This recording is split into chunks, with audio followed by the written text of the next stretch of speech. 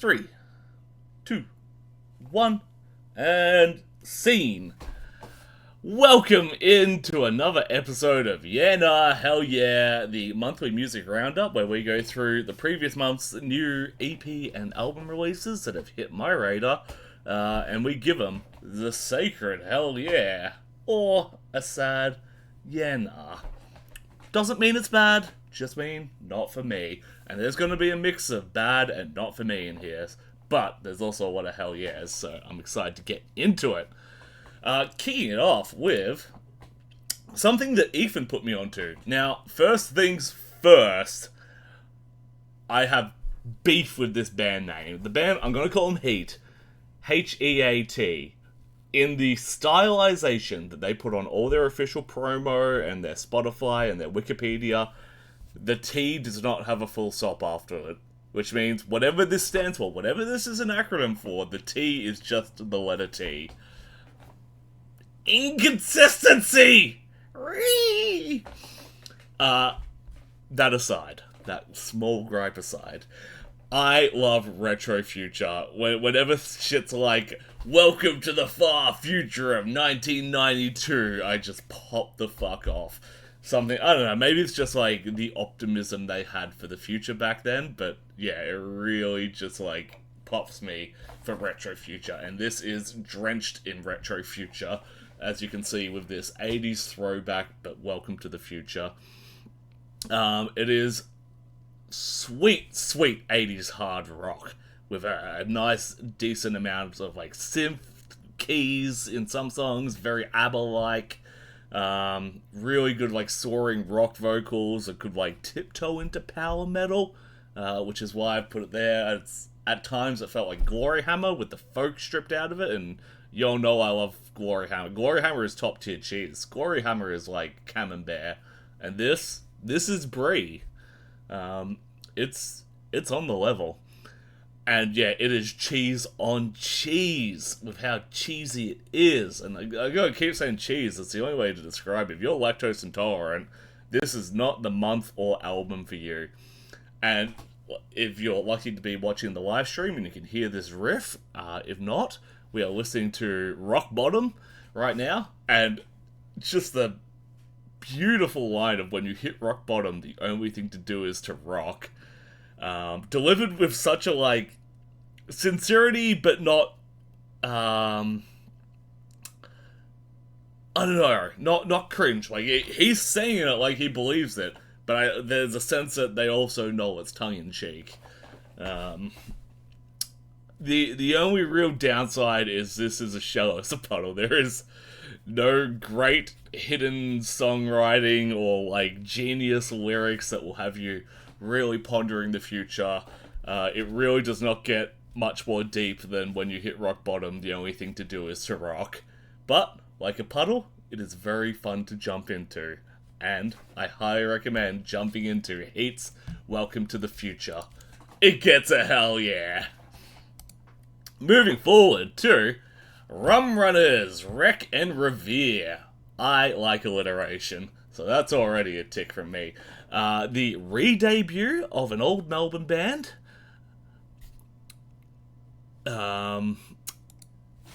Which, I was meant to pull up the Metal Archives page,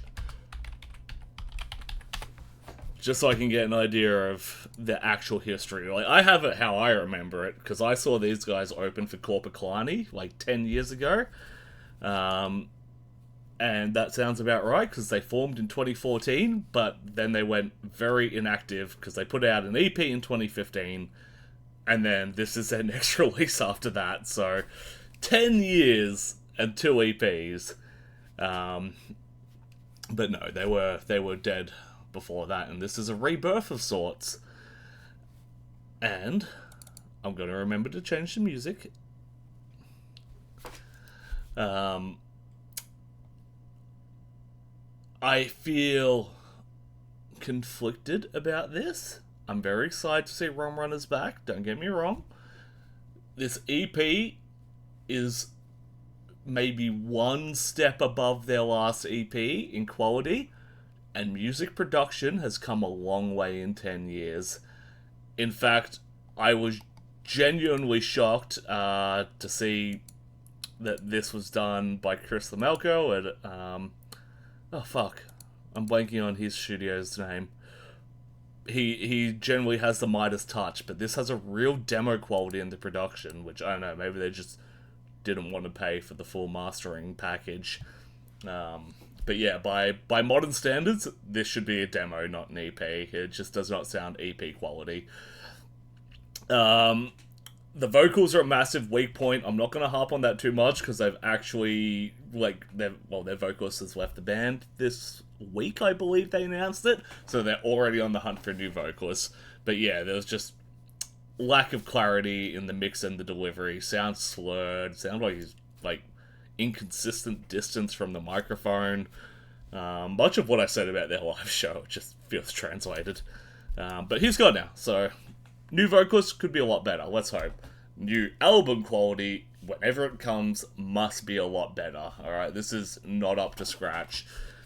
But the building blocks are there. The songwriting's very good. They are writing slightly longer songs. We're talking 4.5, 7.5, 5.5 minutes, 3 tracks. At no point do those tracks get boring. The only, segment of any of them I have any gripe with is they put in a crowd chant where, the singer, on a recorded, non-live format, is going, "Hey! Hey! Hey!" Don't do that. Don't ever do that. You can write that part of the song, but don't put the haze in there, especially if it's just your vocals. Maybe you can do it if you have a gang vocal, but this is not a gang vocal. It just sounds weird. And a little cringy as well, a little forced. Those things should have a degree of spontaneity live. To put them in cement in your recording is not good. So, but for everything it lacks in the vocal hooks and the vocal segments, it makes up for it in guitars. It's getting a tentative hell yeah, because the songs are good to listen to, but if the album that precedes this comes out and is of this quality, it's getting a yeah nah, alright?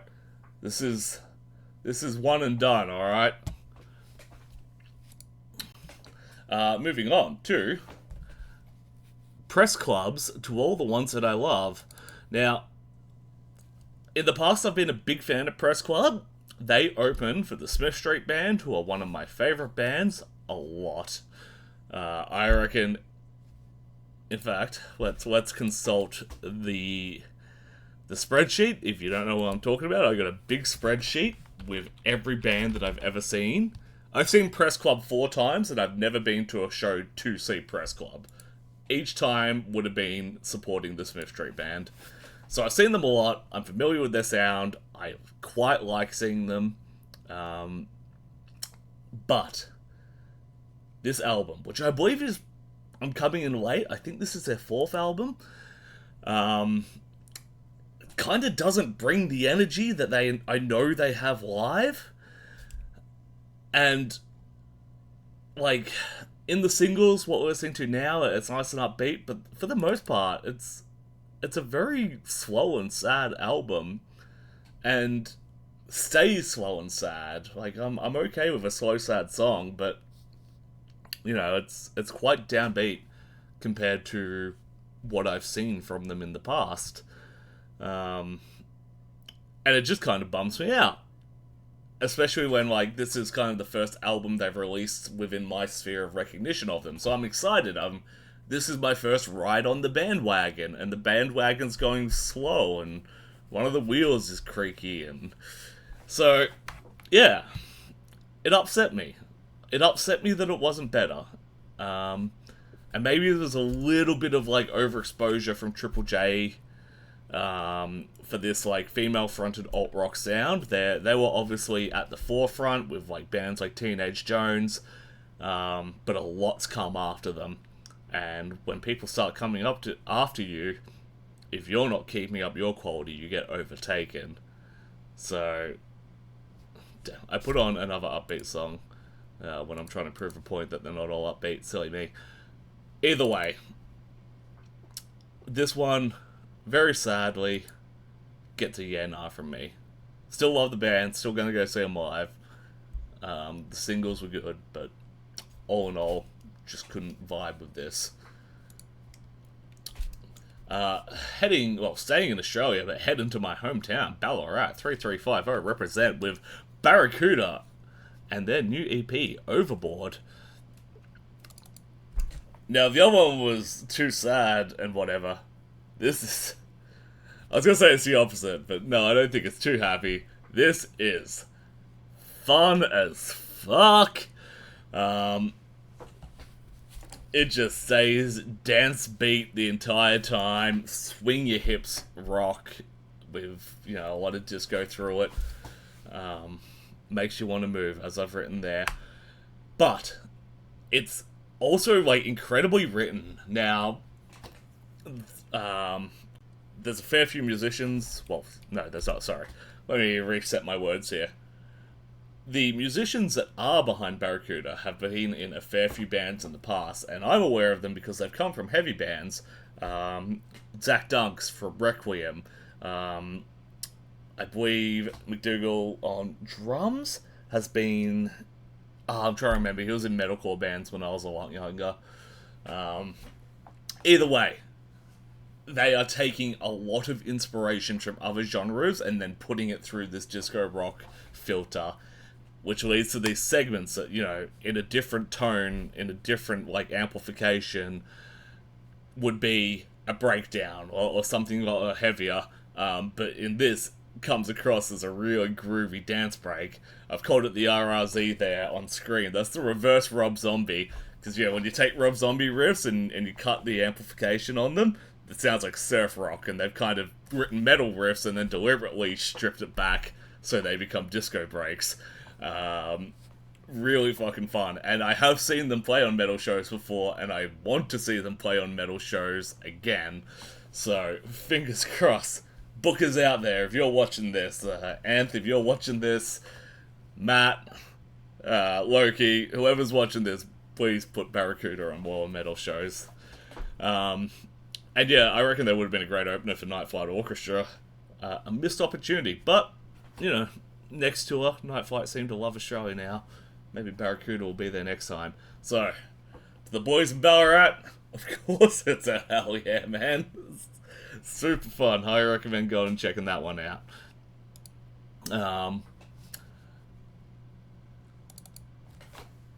Do you know Puddle of Mudd's still a thing? And just like their famous song She Hates Me, I hate this album. It sounds like shit. It is a backslide in quality from whenever they put out She Hates Me. The guitars sound like trash. The lyrics are trash. They call themselves post-grunge. I think it's time to post-grunge an Uncle Ted special. It's a fucking... yeah, nah. I don't know why I'm still following them on Spotify. This is stinky. Moving on, though. Chainsword. With their album Chapter 12. Polish death metal. Apologies to those in an ad break. I have my ads set to the lowest possible thing Twitch lets me set them to. I don't want to be that guy, but hey, you can always subscribe. So, Chainsword, Chapter 12. Death metal from Poland, obviously themed with Warhammer. And this is why I like putting the album art here. Look how fucking cool this Warhammer album art is. We got a Khorne Berserker with a massive chain axe. He's on a huge pile of skulls. Just perfect 40k artwork. And if you like Bolt Thrower, this is the spiritual successor to Bolt Thrower. There's a fair few bands doing Warhammer death metal right now, but this is the spiritual. Did the mod crack a can? I did crack a Pepsi. My other moderator is not here right now. Fergus is sitting on her chair, so Fergus is moderating chat. Don't fuck around. But yes, this very good. If you like Bolt Thrower and you're not listening to Chainsword, what the fuck are you doing? Unfortunately, I am probably the only metalhead Warhammer fan in the world that doesn't like Bolt Thrower. And it's always a shame when I see Bolt Thrower merch, I'm like, that's a cool Warhammer Metal shirt. I don't like Bolt Thrower, and I don't want to get... Bolt Thrower fans are the type to ask you to name 3 songs, and then, like, punch you in the gut if you get it wrong. So, game recognized game. This is an incredible death metal album. But 'tis not for me, sadly. So, and this is where my system fails. I'm almost considering putting a third bracket in. It gets a yeah, nah. But if you like death metal, check out Chainsword. Please. But I don't. But if you do it. Alright? The system is flawed. Moving on. Candlemass Black Star.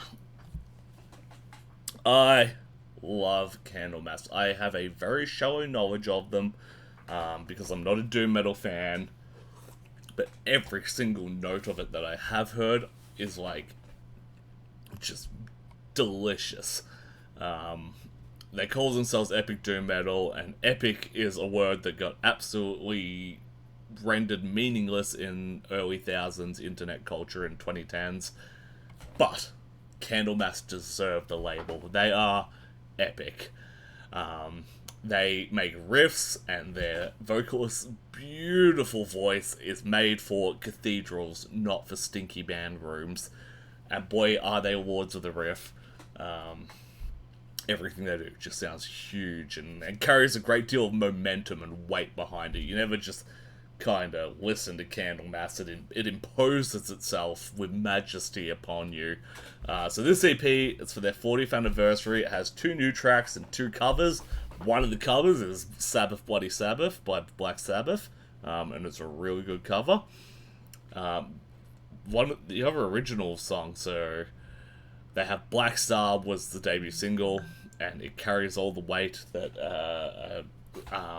Candlemass song should. The other one is an instrumental, and it is so rude to have one of the best vocalists in metal and to put out an instrumental track on a 4-track EP. You are robbing us of like 25% of the EP is without his beautiful voice. That is so upsetting. If you've never listened to Candlemass, but the voice is familiar, a much more popular band that featured him in one of their songs was Amon Amarth, Hell. Have you ever heard those amazing soaring clean vocals in Hell by Amon Amarth? That's Candlemass's vocalist. Get on Candlemass. It's a hell yeah, obviously, if I haven't gushed enough about it. It's a really good in for the band. And yeah, they're just beautiful. On to Jordy's pick. Thank you, Jordy, for your redeem. You can use your channel points on Twitch to redeem an album. Keep it from this year. I love old music, obviously, but for this segment, I'm trying to keep it relevant to the current year, and preferably the current month as well. So thank you, Jordy, for picking a May 2025 pick with Raiden by Cuco. A very nice, chill album. It's a cool vibe, but it also ain't my vibe. And it is just the vibe. It doesn't go anywhere. It doesn't do anything. Basically, if you're not into the first song, you're not going to be into any of the other songs post the first song. But if you're fine to just chill in this mood, then you're going to enjoy the entire thing. It's, kind of when you go all in, that's the risk you take. Unfortunately, it's just kind of... Whoop, I accidentally hit my scroll wheel. You could see where it was going. Yeah. If there was more about it, if this wasn't the only aspect of it, I might get into it. But because it is the entire piece, it's not for me. And I couldn't find an in with it. That's the problem. When I'm listening to genres aren't mine, I'm always trying to find an in. Like, what sounds like something I've heard before? What band do I listen to that has something that sounds like this? That I can, it's like trying to tear a t-shirt off. If you just grab it and pull, you got nothing. But if you can find a little hole, just a little one, and get your fingers in, suddenly you can rip the whole thing off. And I couldn't find a little hole in this to start ripping at. So unfortunately, though it is very nice, well made, very peaceful, very pleasant, it's not for me.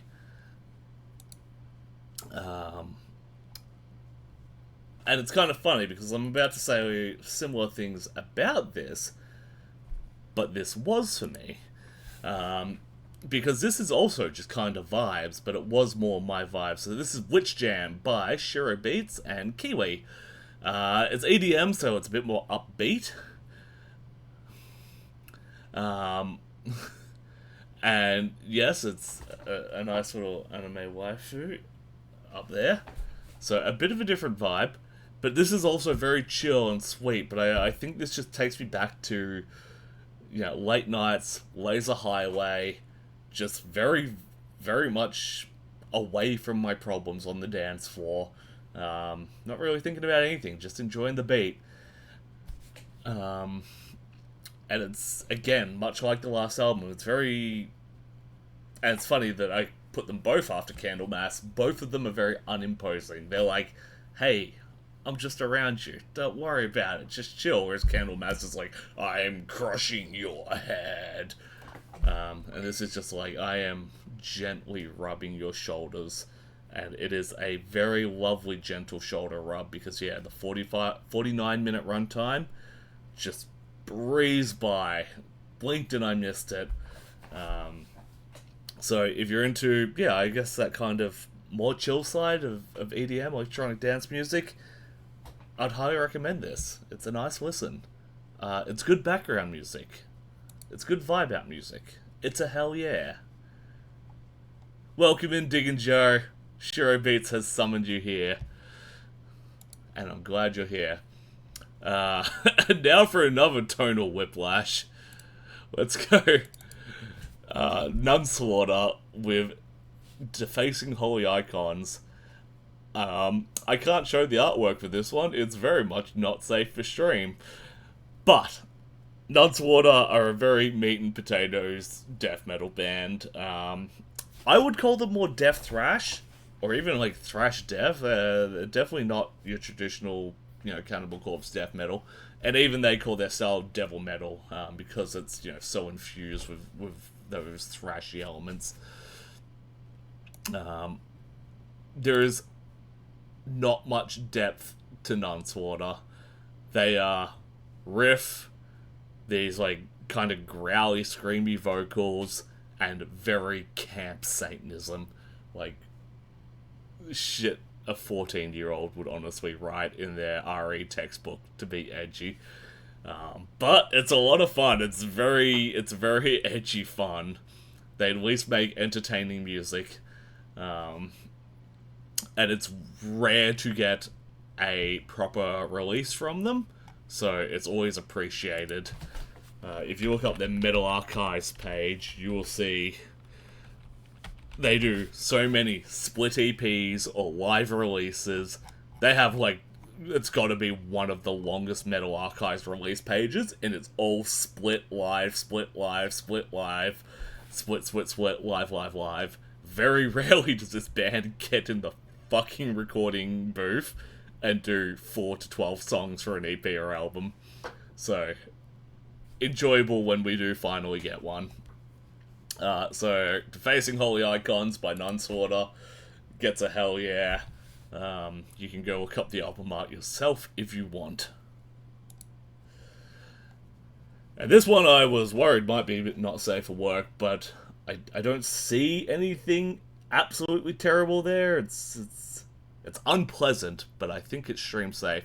And that is Midnight with Steel, Rust, and Disgust.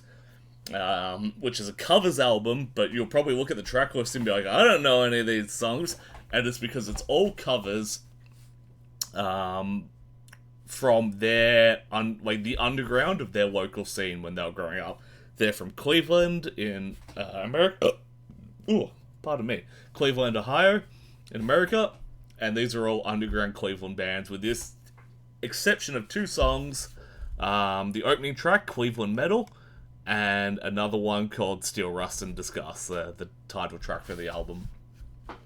Not all of them are winners. Some of these songs just don't really translate well into Midnight's, black metal, speed metal crossover. Black and roll, I hear it called a lot, and I like that term.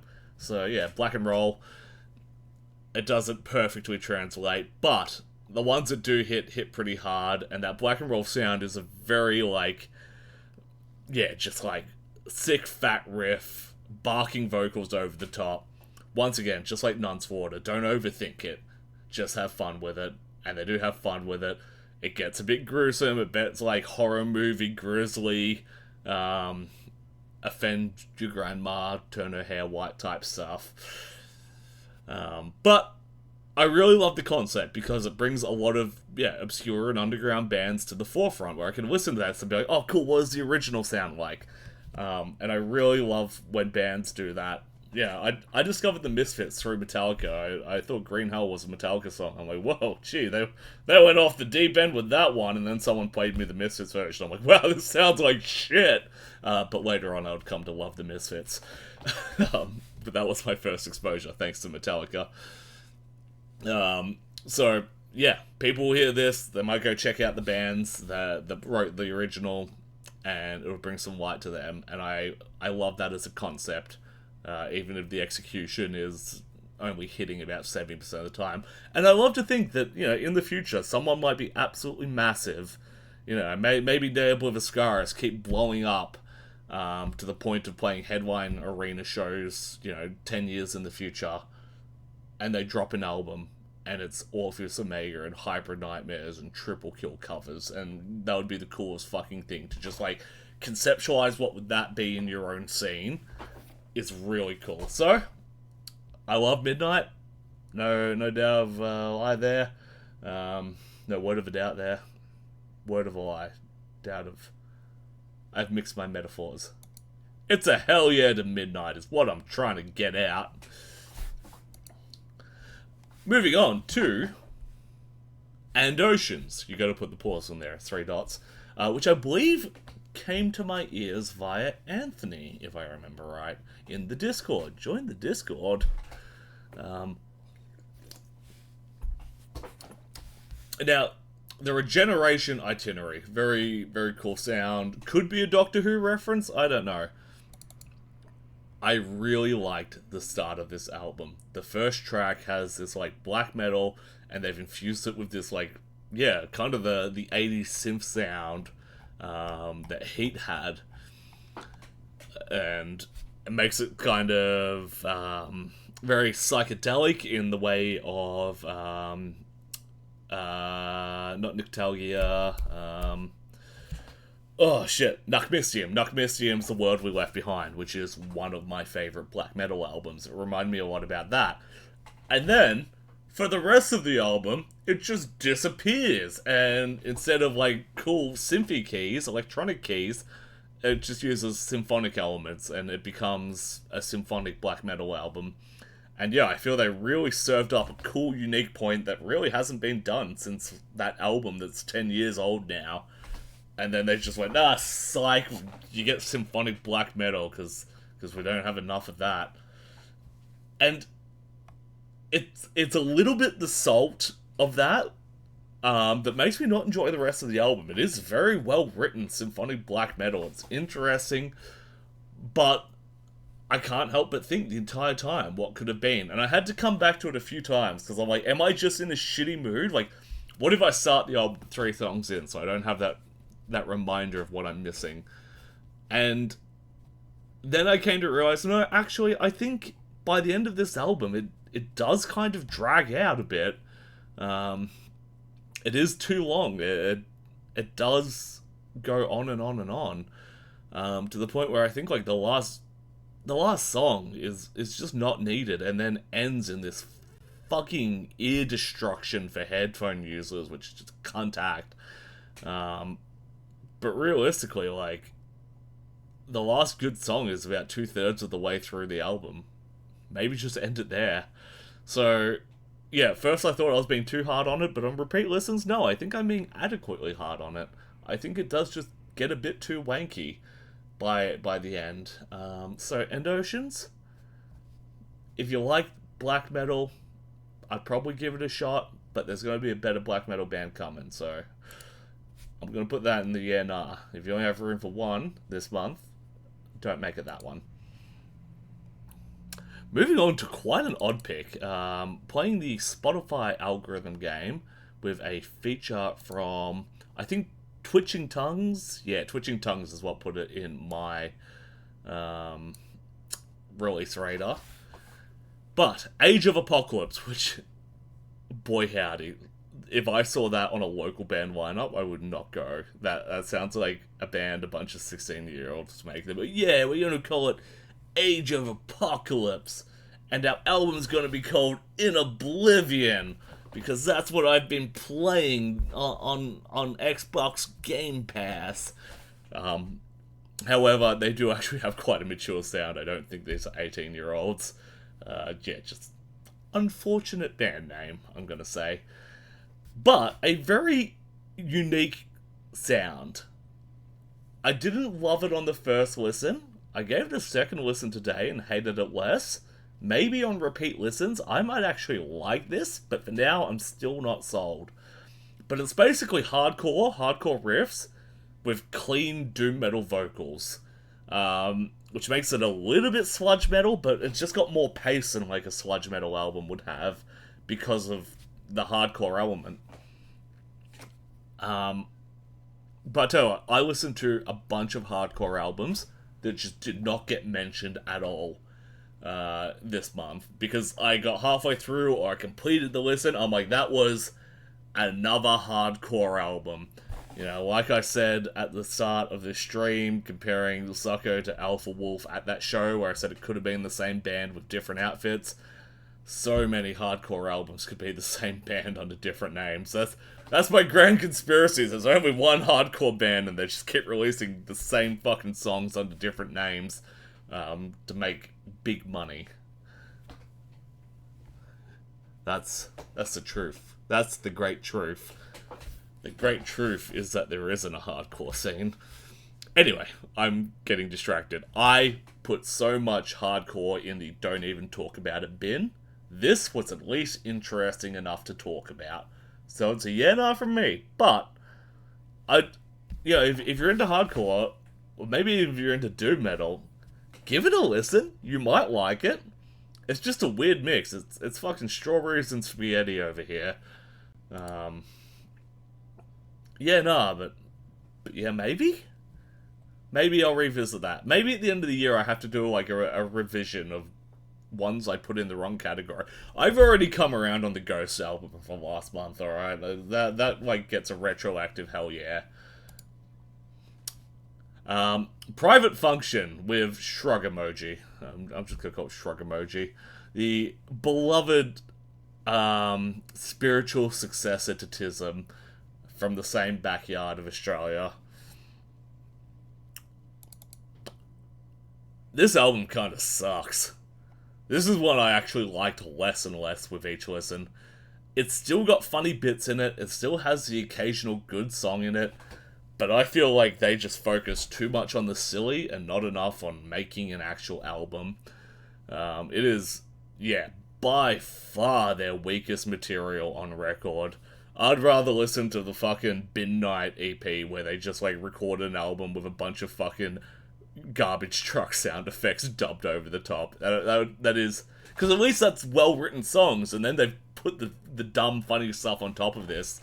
Whereas this album, they forgot to write good songs before putting the dumb shit on top of it. So it's just dumb shit and bad song. And like even stuff that we thought was a funny bit, like the track listing for fuck, shit, and SOS being out of water. They then fixed it, which then to me says it wasn't actually a funny bit that they put it in there wrong. It was actually just like bad quality control. And yeah, bad quality control kind of sums up this album. Someone should have said, no, don't release this. Cut half the songs. Go back in the studio. Do it better. So yeah. Maybe the album title is how they felt while writing. They're like, well, fuck it. We're not known for music. We're known for silly bits. So let's just put no effort in the music and then write silly bits. I never thought I'd give Private Function again, but dud album. Dud album. Very, very disappointing. Um, and the SOS cover is very good. I will pay that. They do covers well still. Um, and maybe it's suffering from expectation, because like they've put out all good albums up to now. You expect goodness. So maybe a middling result seems bad next to the expectation. What I wasn't expecting, and probably succeeds due to the lack of expectation, is the Dead Daisies, Looking for Trouble. Now, for those not familiar with the Dead Daisies, it's basically a supergroup of like session musicians for big rock bands. Like, you probably won't recognize any of the names in it, but then you look at who those names have played with, and you're like, oh shit, like that's...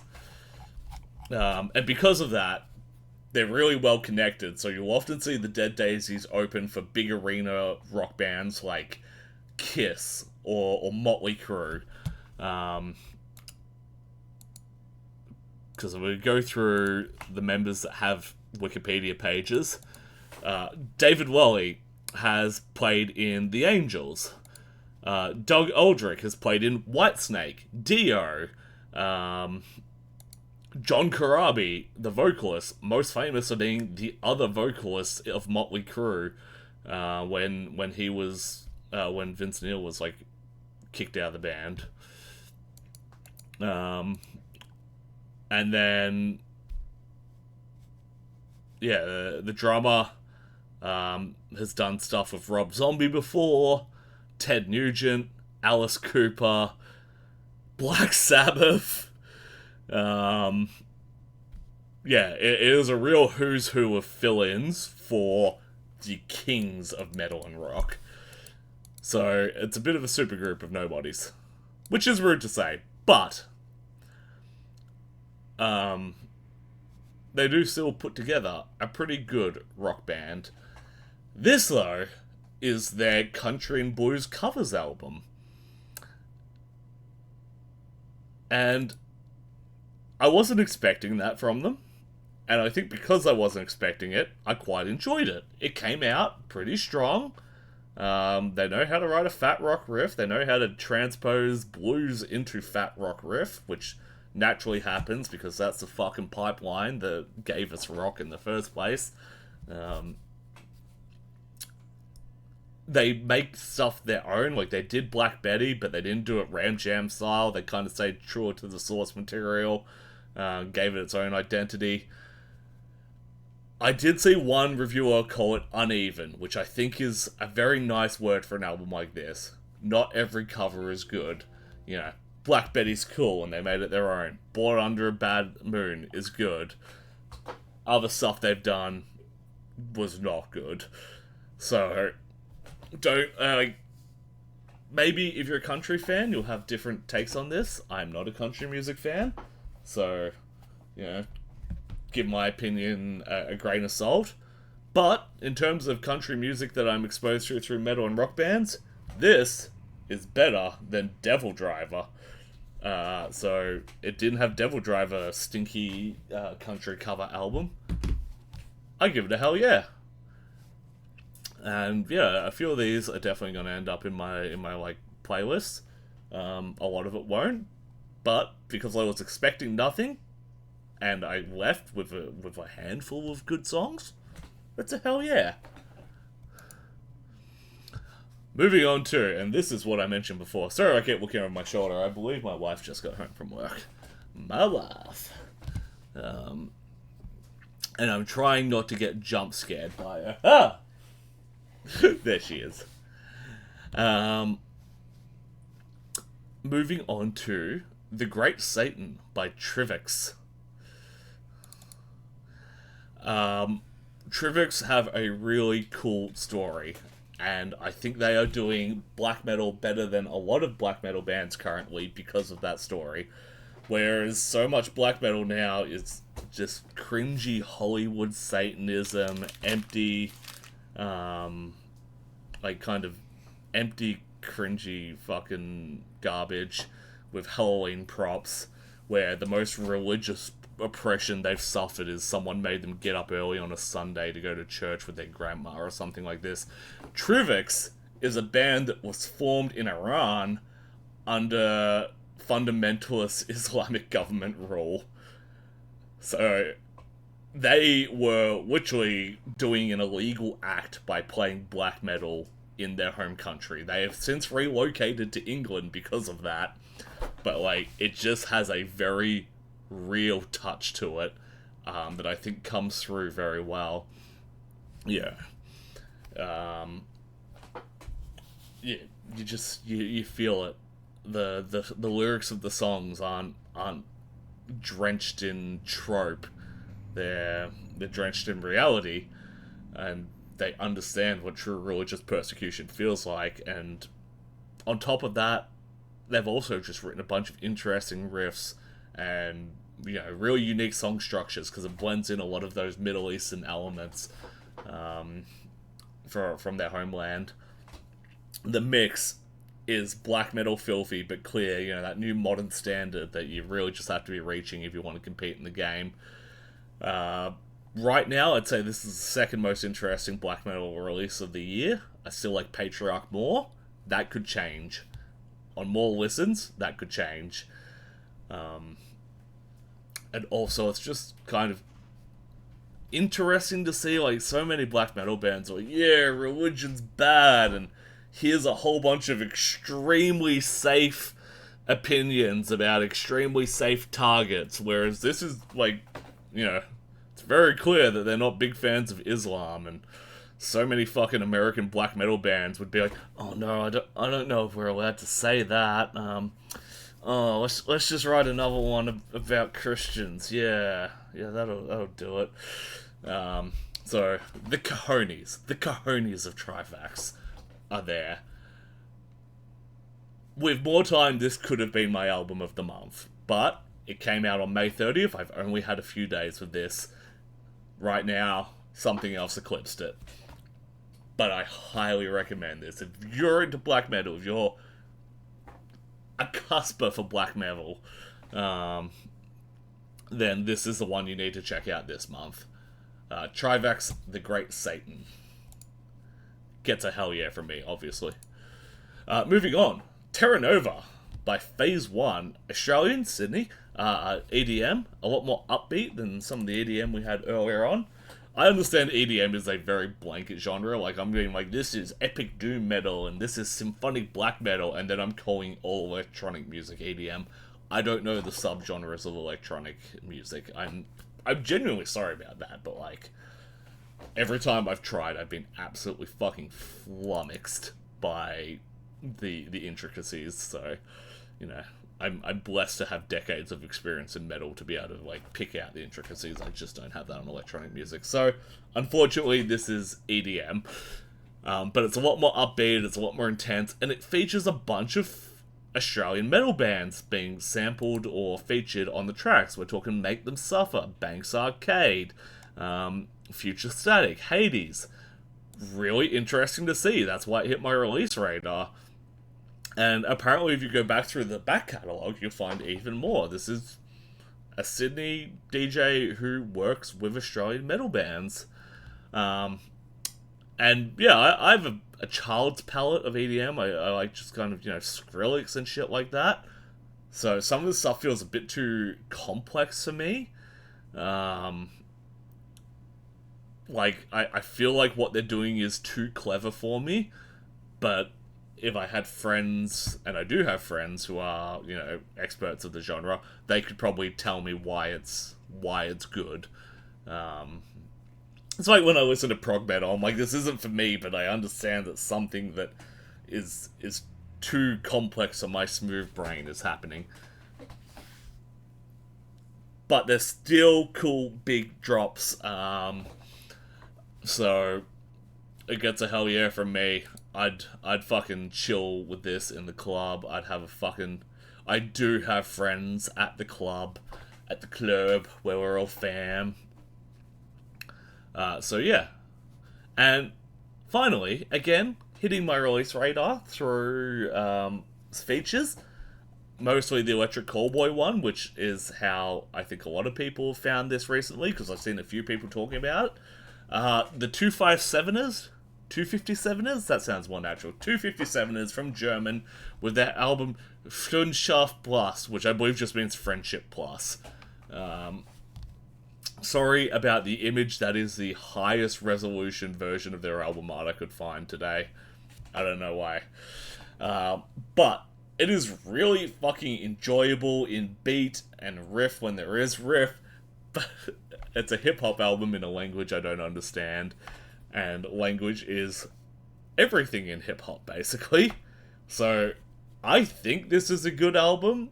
If you speak German, listen to this album and tell me if it's good or not. Maybe the lyrics are all just like pee pee poo poo, pee pee poo poo, and I'm sitting there going like, yeah, this is what Biggie and Tupac died for. So unfortunately, I don't know German. I can't give a definitive answer on if this is a good German hip hop album. It's a yeah, nah, but I did have a lot of fun with it. Worth a listen, just to kind of groove to the beat. And I believe that is everything I had for May 2025.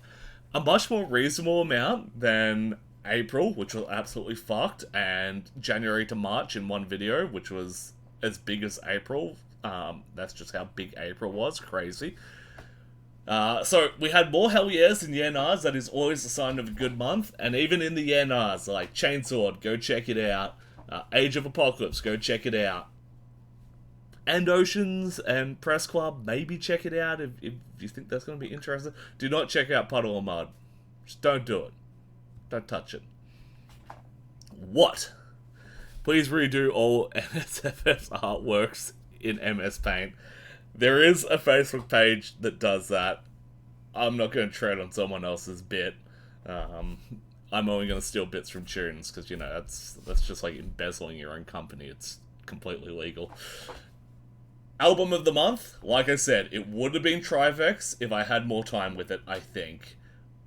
But something else engaged me a lot more.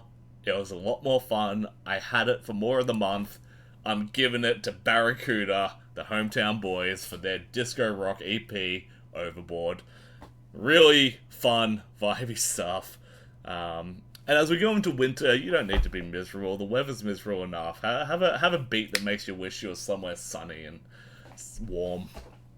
But thank you for watching. I hope you came away with something from that.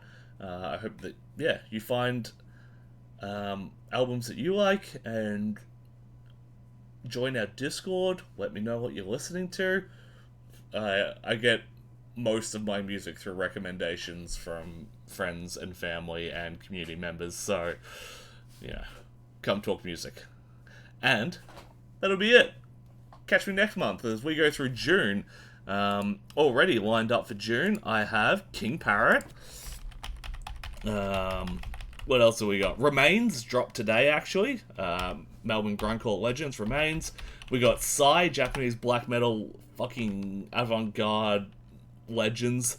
Ailstorm, could be good, probably shit. Malevolence, definitely good. All the singles have been absolute bangers. Baby metal at the end of the month. Holy shit. June's gonna be a fun month. Come back first Tuesday of next month as we go through that. And until then, listen to good music, have a good time, stay safe, mwah, and we are closed.